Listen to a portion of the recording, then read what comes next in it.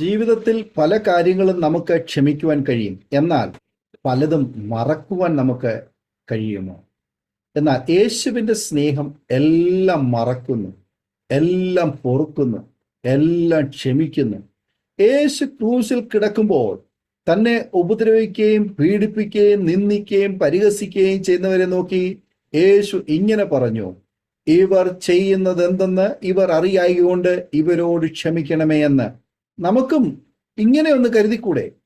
നാം യേശുവിനെ ക്രൂശിച്ച യൂദന്മാരുടെയും പടയാളികളുടെയും പോലെ ഇപ്പോഴും യേശുവിനെ നിന്ദിക്കുകയും പരിഹസിക്കുകയും ചെയ്യുന്നില്ലേ?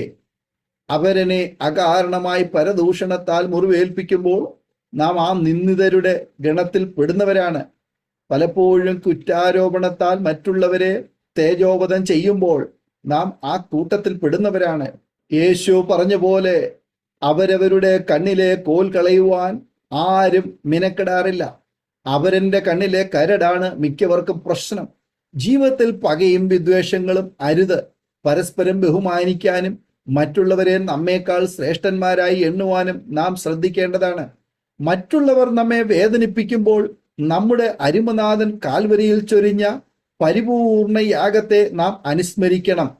യേശു കടന്നുപോയ വേദനകളുടെ ഒരംശം പോലും നമുക്ക് വന്ന് ഭവിച്ചിട്ടില്ല.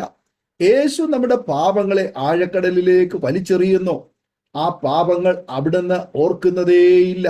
അങ്ങനെയെങ്കിൽ നമ്മെ വേദനിപ്പിച്ചവരുടെ തെറ്റുകളെ നാം വിസ്മരിക്കേണ്ടതല്ലേ?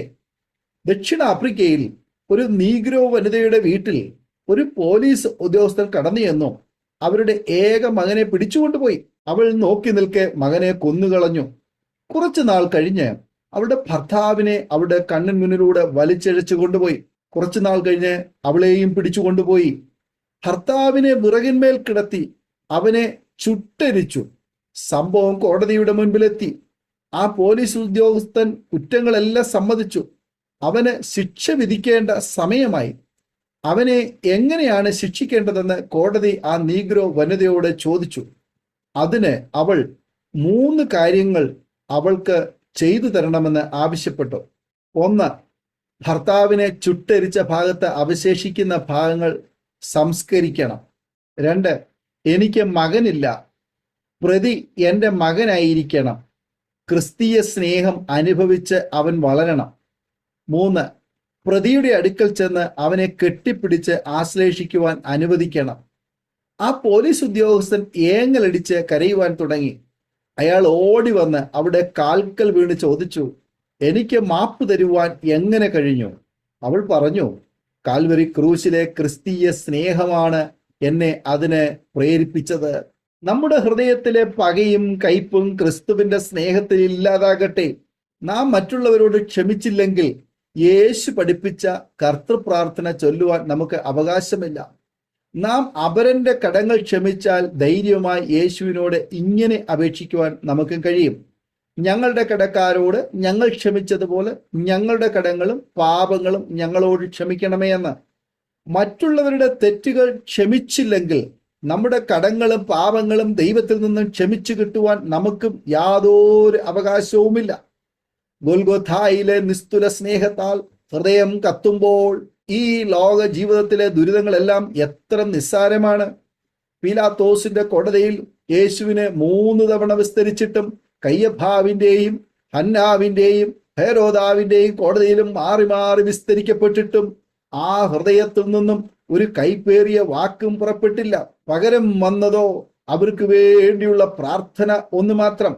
നാം നിന്ദിക്കപ്പെടുമ്പോൾ, പരിഹസിക്കപ്പെടുമ്പോൾ, കുത്തുവാക്കുകളാൽ പീഡിപ്പിക്കപ്പെടുമ്പോൾ, മാറാ രോഗങ്ങളാലും പ്രതികൂലമായ സാഹചര്യങ്ങളാലും കടന്നു പോകുമ്പോഴും ഓർക്കുക, നാം യേശുവിന്റെ ക്രൂശ് മരണത്തിന്റെ പങ്കാളികളാവുകയാണ്. നാം തേജസ്കരിക്കപ്പെടുവാൻ പോവുകയാണ്. പൗലോസ് അപ്പോസ്തലന്റെ വാക്കുകൾ നാം ഹൃദയത്തിൽ സ്വീകരിച്ച് മുന്നോട്ട് പോകുവാൻ ഇടവരട്ടെ. എന്നാൽ അല്പകാലത്തേക്ക് കഷ്ടസഹിക്കുന്ന നിങ്ങളെ ക്രിസ്തുവിൽ തന്റെ നിത്യ തേജസ്സിനായി വിളിച്ചിരിക്കുന്ന സർവകൃപാലുവായ ദൈവം തന്നെ യഥാസ്ഥാനപ്പെടുത്തി ഉറപ്പിച്ച് ശക്തീകരിക്കും. ബലം എന്നേക്കും അവനുള്ളത്. ആമേൻ. 1 പത്രോസ് 5:10-11 വാക്യങ്ങൾ. ഈ വചനങ്ങളാൽ ദൈവം നമ്മെ അനുഗ്രഹിക്കുമാറാകട്ടെ. ആമേൻ.